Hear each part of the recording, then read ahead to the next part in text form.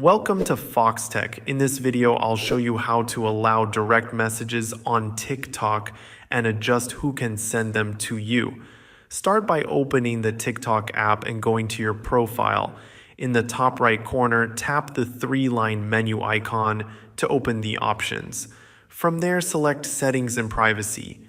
Next, tap Privacy, and then scroll down until you see the option for direct messages.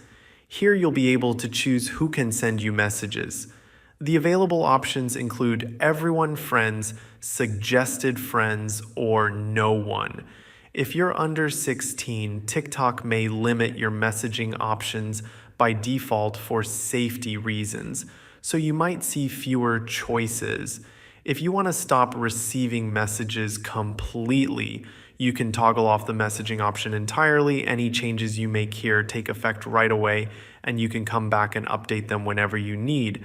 It's a simple way to control your messaging experience on TikTok and make sure it works the way you want it to.